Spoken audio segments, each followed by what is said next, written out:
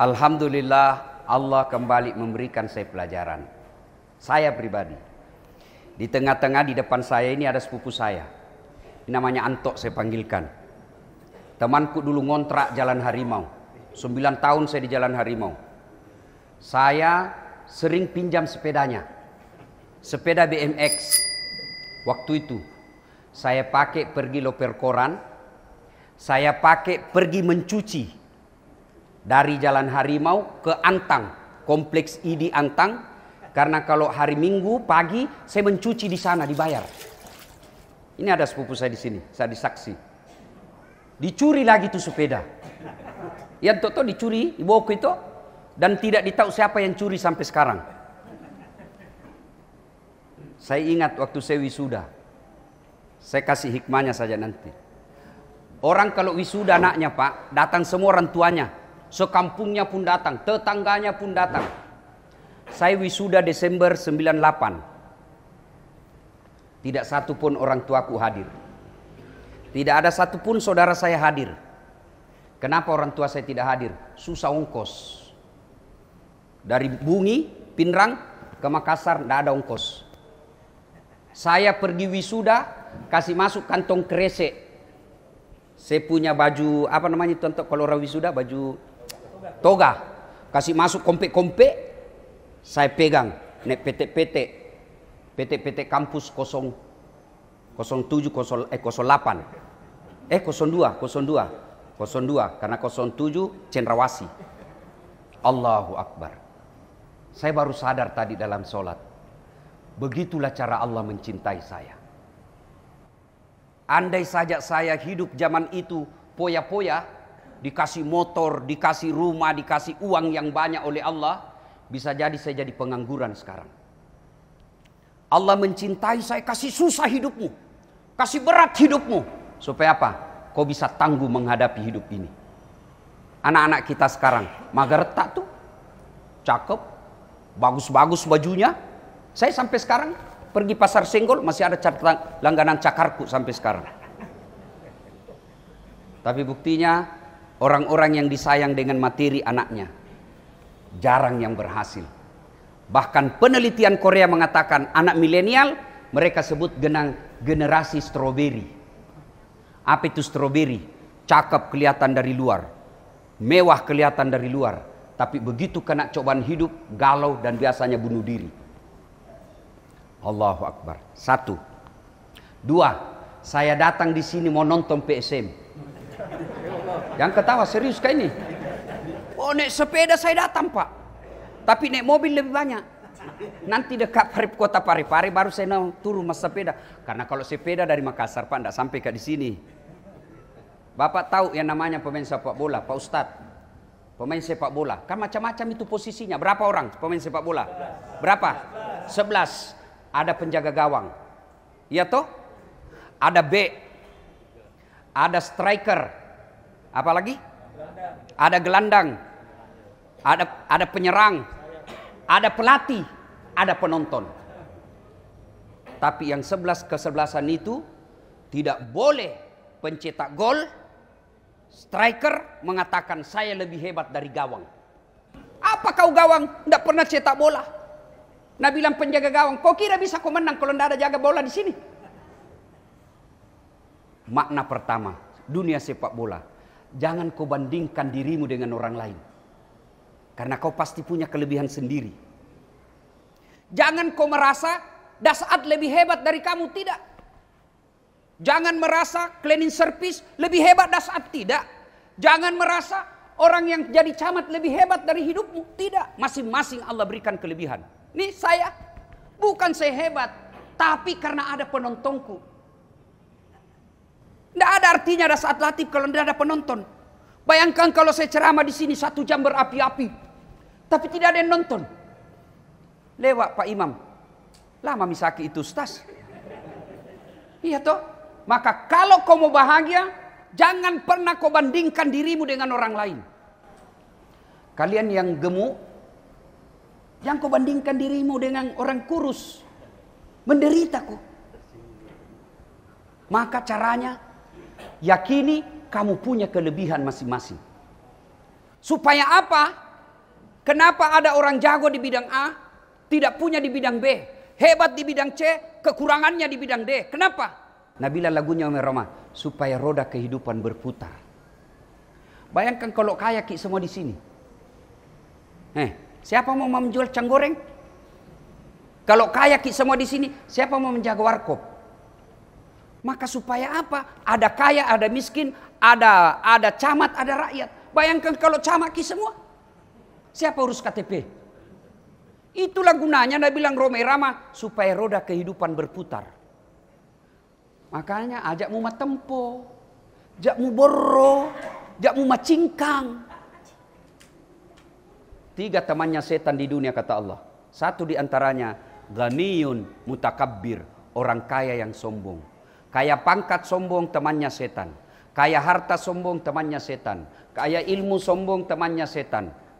Tapi kalau orang kaya, pejabat, selebriti sombong, orang masih bilang, Siti Naja tahu wembo, sogi iya wajar, cama itaw tatar ni tahu maborro pare-pare anu bos, Pak Wali Kota terkena, iya wajar dia sombong, ada jabatannya, ada kekuasaan dawannya.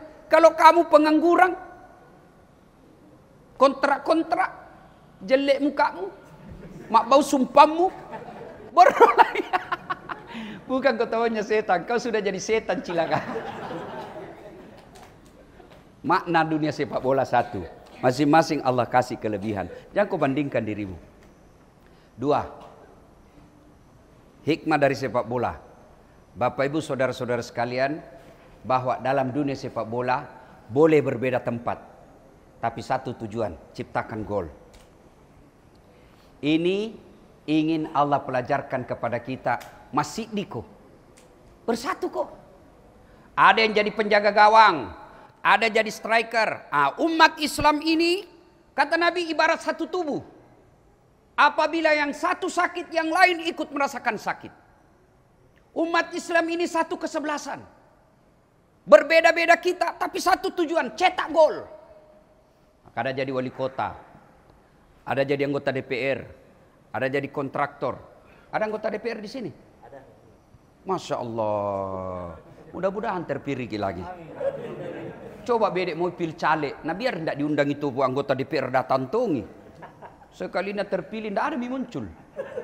Pak Dewan, aku kasih tahu ki dulu Mana lebih tinggi jabatannya wali kota dengan wakil wali kota? Mana lebih tinggi? Wali kota dengan wakilnya? Wali kota. Mana lebih tinggi jabatannya presiden dengan wakil presiden? Presiden. Mana lebih tinggi jabatannya wakil bupati dengan bupati? Bupati. Tidak ada itu wakil lebih tinggi dari ketua atau dari bupati. Tidak ada. Wakil di bawah. Maka Bapak anggota dewan wakil rakyat. Tidak boleh merasa lebih jago dari Pak Imam. Karena Bapak wakil. Iya toh? Mengerti nih? Jak tama caya? Udoaka kita pilih sikit memang. Alhamdulillah ya. Banyak mau disampaikan tapi waktu yang terbatas. 3 periode nih. Alhamdulillah. Alhamdulillah. Mudah-mudahan Allah berkahi Bapak. Amin. Terakhir, Bapak Ibu saudara-saudara sekalian, mari tetap hidupkan ukhuwah. Kalau mau pilkada seperti ini dekat-dekat mi pilwali to, siambak ni tu politik siambak ni. Saling menjelek-jelekkan. Jangan kau bos. Kalau kau sebarkan berita jeleknya orang, kau dapat dosanya. Terpilih orang, nak kasih kau gajinya. Nak lupaino. Nah bagi-bagi kartu nama anak kau melu ipilih. Terpilih, nah ganti nomor HP na. Dek gaga, jak bana masih salah-salah gara-gara politik. Cebong kampret pajai bawan nih. Janji-janji politik melu tak peki. Jak mesti salah-salah. Sampai ribut di masjid gara-gara pilkada. Sampai baku musuh di warkop gara-gara pilkada. Nah kasih kuannya. Jangan. Kita ini umat Islam saatnya nanti menunjukkan kita hebat. Bapak Ibu saudara-saudara sekalian, ya. Ada imam. Waktuku kecil di kampung. Sujui Wih, meta Pak, lama sekali sujud. Ada temanku ndak tahan angkat kepalanya. Tapak guru, wih, lenyap imam. Ternyata imamnya masuk pintu kiri Pak. Kacau sholat, bubar. Tanah bang, mau salah jamaah. Metu kana. Ternyata dia kentut. Maka dia nana, baca sangadi ku metu ki paimang, foto yolo towe, neita ki masuk. Watung kena masiri kamu isen. Siapa salah? Siapa salah? Imam. Maka fikih sholat jamaah, siapa saja boleh jadi makmum. Mau orang pintar sampai orang tidak balik, boleh jadi makmum. Tapi jadi imam tidak boleh sembarang. Kenapa? Kacau sholat jamaah gara-gara imam yang salah. 2024 kita orang Indonesia akan memilih imam. Pare-pare akan memilih imam. Jangan kau pilih karena keluargamu. Jangan kau pilih karena separtaimu. Jangan kau pilih karena tetanggamu. Jangan kau pilih gara-gara sepupumu. Tapi pilihlah dia yang betul-betul bisa membela agama Allah.